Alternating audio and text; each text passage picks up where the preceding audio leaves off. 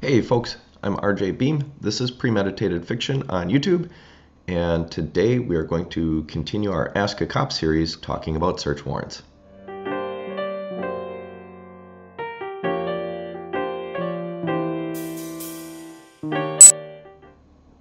Hi there, welcome back to Premeditated Fiction.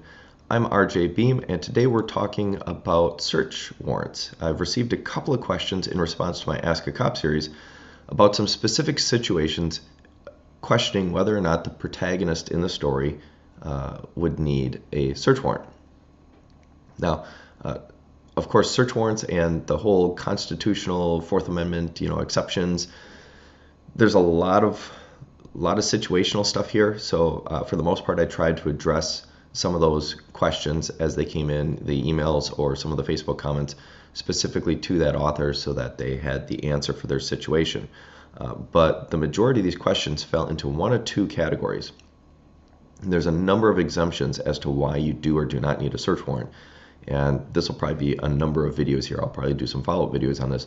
But the couple of questions I got already fell into one of two different situations. Consent and what we call an emergency or exigent circumstance. So a lot of times, we just get consent to search. Somebody calls 911, they're the victim of a crime, and they say, I would like you to find the fingerprints and the DNA of the person who robbed me or burglarized me or whatever it is the crime that they're the victim of. With that consent, we then can go through their house. Now, consent can be limited. A person could tell us, I was burglarized, they took stuff from my living room, please don't go into my bedroom. We have to honor that. Typically, though, most people don't say anything like that. We'll go through the whole house, which could, in one of the questions I got, what if a criminal, a serial killer, say, is the victim of a burglary, and so law enforcement goes into their house and bumbles into, just happens to bump into the evidence that they're looking for to connect this person to being the serial killer, and they were never expecting them to be the serial killer. I mean, it's just pure dumb luck. Hey, that's fair game.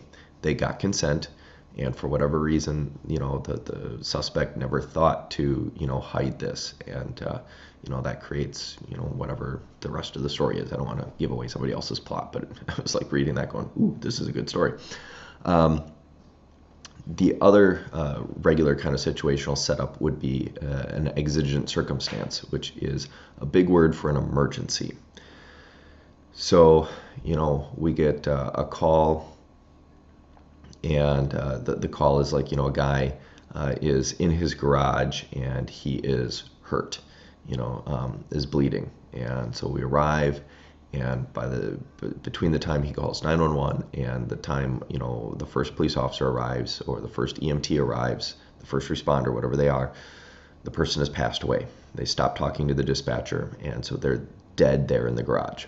The question is, can we go into the house? Well, yes.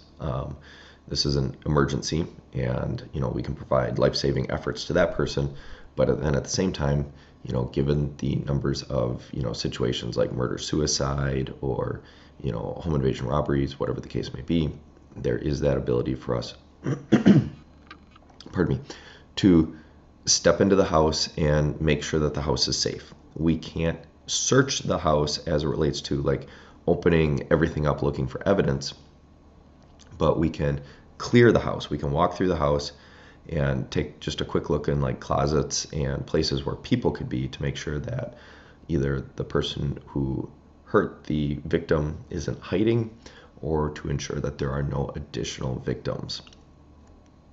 There are other kinds of exigent circumstances out there.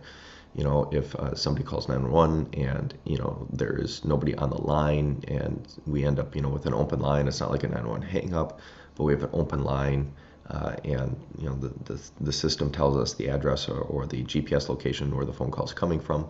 We arrive there, we can look for that phone that's off the line, and we can look for the people who may have dialed 911. Maybe they're, being held hostage, whatever the case may be. So that allows us to go in. And again, it's basically just a safety check. We're not searching for evidence at this point. We're ensuring that there are no victims and there are no suspects hidden away. All right, so Again, I've received a couple of different questions. They fell into these two categories, consent and exigent circumstance. So those are two exceptions to search warrants. There's a number of other ones. I'll do some follow-up videos to cover those also. But for today, this kind of covers these two major regular exemptions to when police officers don't need search warrants to be going into somebody's house or to be looking through their property. If you are an author and you have any questions about police procedure for your upcoming books or your work in progress, let me know. Put them in the comments below or send me an email, and I will be happy to answer those questions. And otherwise, if you haven't already, click that subscribe button, and I will see you next time. Thank you.